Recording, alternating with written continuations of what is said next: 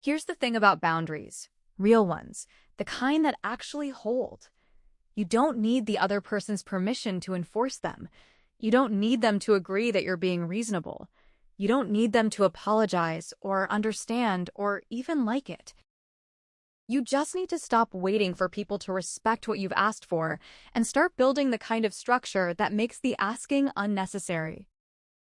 Sometimes the most powerful thing you can do is simply stop explaining yourself and lock the door. If this story hit close to home, if you've ever been made to feel like you're the problem for setting a boundary that you had every right to set, smash that like button and let me know in the comments. What's the most satisfying moment you've had when you finally stopped asking and just handled it yourself? I read every single comment. And if you want more stories like this, real, raw, and deeply satisfying, subscribe.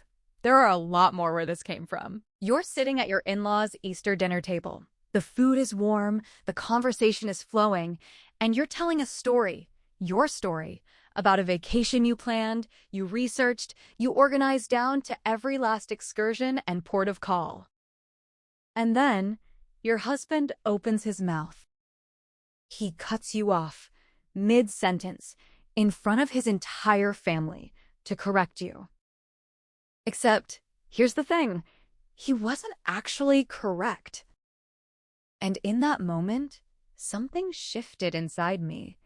Instead of arguing, instead of getting flustered and shrinking like I had done so many times before, I simply smiled, put my fork down, and said, "Please, go ahead, finish the story."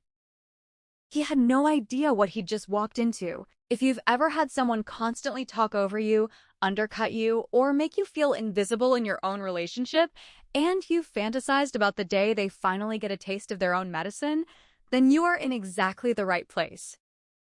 Hit that like button, subscribe if you're new here, and buckle in, because this is one of the most quietly satisfying, perfectly executed pieces of petty justice I have ever come across.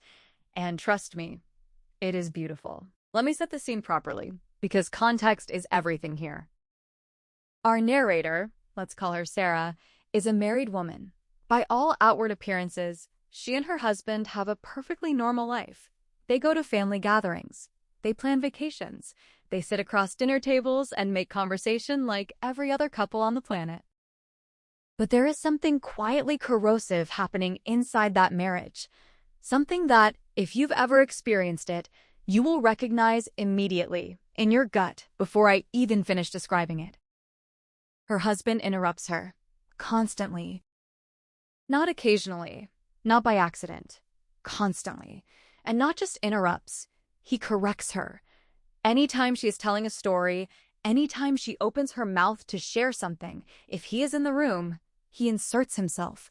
He talks over her. He redirects. He adds details.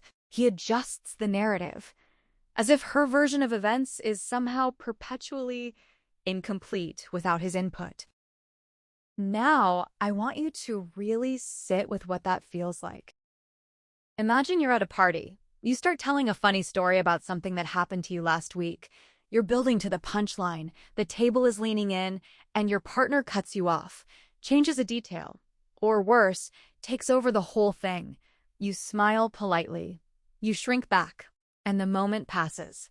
The story, your story, has been taken from you. Now imagine that happening. Every single time. That slow erosion of confidence, that quiet message being sent over and over again. Your words aren't quite good enough. Your version isn't quite right. Let me handle it. Sarah knew this feeling intimately. It had become the background noise of her marriage, the subtle, persistent dismissal dressed up as helpfulness. Because that's the insidious part, isn't it? He probably didn't think of himself as doing anything wrong. He was just adding context, just clarifying, just being thorough. But death by 1,000 paper cuts is still death. And then came Easter Sunday. They were visiting his parents' home for the holiday weekend. Extended family, a proper sit-down meal, the kind of gathering where everyone catches up and conversation moves around the table like a warm current. It was the perfect setting for Sarah to share something genuinely exciting, because she had something genuinely exciting to share. They were going on a Mediterranean cruise this summer, and Sarah had planned every inch of it. She had spent weeks researching ports of call, excursion options, the best times to book shore tours, which evenings had formal dinners, which days would have the best weather for certain stops. She had color-coded spreadsheets. She had read travel blogs and Reddit threads and booked the whole thing herself. This vacation existed because of her. So naturally, when the subject came up at dinner, she started telling the story. "We're doing a Mediterranean cruise," she began. "It starts in Rome." And there it was. Like clockwork, like a reflex he couldn't control even if he tried. Her husband's voice cut across hers. "It's a Greek Isles cruise," he said, with that familiar tone, the one that carries just a whisper of condescension wrapped in casual confidence. The tone that implies you almost had it, sweetheart. The table turned to him, and Sarah stopped talking. Now here's the detail that makes this so maddening and so crucial to what comes next. Sarah was not wrong. The cruise is, yes, a Greek Isles itinerary, and it departs from Rome. Both things are true, simultaneously, at the same time, as facts are allowed to be. But her husband heard the word Rome and immediately felt the need to step in, to redirect, to correct a woman who had spent more time researching this trip than he probably spent thinking about it at all. She felt that familiar heat rise in her chest, that tight, frustrating feeling of being talked over in front of people, of being publicly repositioned as the one who had it slightly wrong by someone who was supposed to be her partner. But this time, something was different. This time, instead of interjecting, instead of defending herself, instead of getting visibly flustered while he steamrolled ahead, she made a choice. She sat back. She folded her hands in her lap, and she let him talk. "So," his mother said, smiling expectantly, "tell us all about it. Where are you going?" And Sarah's husband, who had so confidently seized the wheel, opened his mouth. And what came out was Rome. That was it. That was the whole map, the full extent of his Mediterranean cruise knowledge. Rome. The ship left from Rome, and presumably it would come back to Rome. And in between Rome and Rome, there was a cruise of the Greek Isles, which he had just established was the correct framing. Thank you very much. His mother waited. His father leaned forward. "What islands are you stopping at?" Silence. You could almost hear the gears grinding.